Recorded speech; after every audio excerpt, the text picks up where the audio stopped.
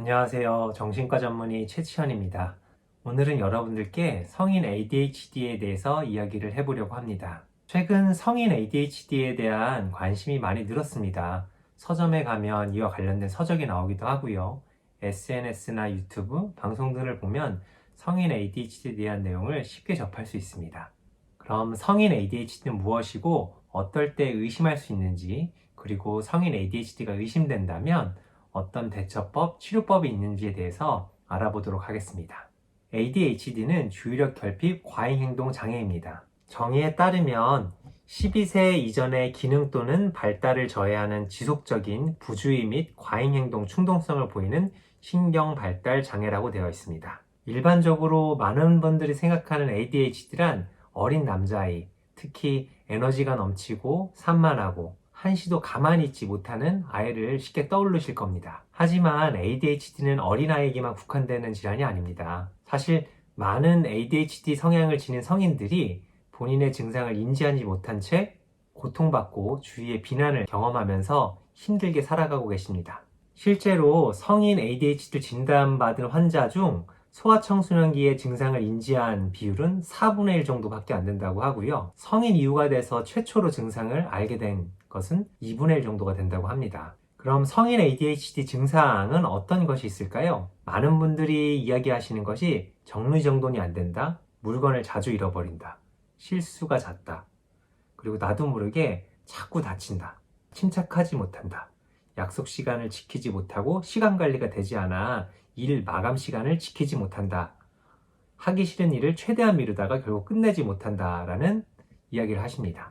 또 대인관계에서는 다른 사람이 말을 할 때 끼어들거나 대화에 집중하지 못해서 경청하지 못한다는 피드백을 많이 듣기도 하고, 감정 조절이 잘 되지 않아서 쉽게 흥분한다거나 다른 사람들과 충돌이 잦은 경우도 많습니다.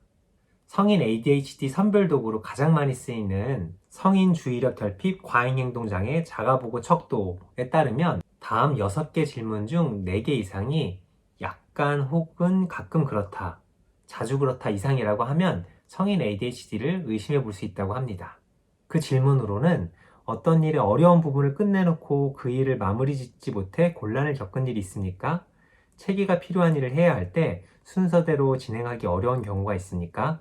약속이나 해야 할 일을 잊어버려 곤란을 겪은 일이 있습니까? 골치 아픈 일을 피하거나 미루는 경우가 있습니까? 오래 앉아있을 때 손을 만지작거리거나 발을 꼼지락거리는 경우가 있습니까?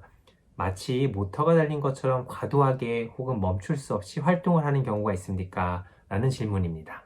앞에서 설명한 ADHD 핵심 증상, 즉 주의력 결핍, 과잉행동 충동성 증상 외에도 2차적인 증상이 나오는 경우도 많습니다. 예를 들어 많은 분들이 사는 게 힘들다고 말씀하시는데요. 이 일을 할 때 다른 사람에 비해 2배 이상 노력을 해야 같은 결과가 나오거나 혹은 아무리 노력해도 결과가 나오지 않아서 힘들어 하시는 분이 많기도 하고요. 또 대인관계에서도 어려움이 많은데요. 다른 사람들과 잦은 충돌이 있다거나 다른 사람의 중요한 정보를 내가 잊어서 갈등이 생긴다는 등의 어려움으로 많은 분들이 자괴감에 빠지거나 우울감에 빠지기도 합니다. 직업, 일, 대인관계에서 부정적인 경험이 쌓이면 쌓일수록 그런 상황을 회피하기도 합니다. 보고서, 긴 서류를 검토하거나 정신적 에너지가 많이 쓰이는 일을 피한다거나 혹은 대인관계를 피해서 혼자 지내는 경우도 많습니다. 그리고 술이나 담배 같은 중독에 빠지기도 하는데요. ADHD 본연의 증상인 충동 조절의 어려움 때문에 중독에 취약한 면도 있으나 많은 경우에는 삶에서 겪은 많은 힘든 점 때문에 우울한 감정에서 벗어나기 위해서 술이나 담배를 자주 하게 됩니다. 이 표에서 보듯이 성인 ADHD 증상 같은 경우 충동 구매를 한다거나 수면 문제가 있거나 직장 내 행동 문제, 면허 정지와 같은 다양한 증상을 보일 수가 있습니다. 그럼 성인 ADHD를 의심할 수 있는 경우는 어떤 때가 있을까요? 대한소아청소년 정신의학회에서 만든 성인 주의력 결핍 과잉행동장애 알아보기에 따르면 우울 불안장애만으로 충분히 설명되지 않는 지속적인 어려움이 있을 때, 직업이 자주 바뀌거나 배우자 또는 자녀 관계에서 어려움이 있는 경우, 가족 내 ADHD를 가지고 있는 사람이 있는 경우, 게임, 스마트폰, 음주 등의 중독이 잘 되는 성향인 경우, 금전 및 시간 관리, 집안 정리, 외모 가꾸기 등 자발적인 관리 능력이 부족한 경우, 음주운전, 과속, 사고 등 운전 관련 문제가 있는 경우, 분노 조절이 어렵거나 기분의 변동폭이 넓은 경우에 성인 ADHD를 의심할 수 있다고 합니다. 따라서 여러분들이 이런 의심 증상이 많다면 전문가를 찾아 정확한 진단을 받아보실 것을 권합니다. 실제로 제가 병원에서 접하는 많은 성인 ADHD 환자분들은 어렸을 때 ADHD를 진단받았다가 성인기에 다시 집중력이 어려움으로 오시는 경우가 가장 많고요.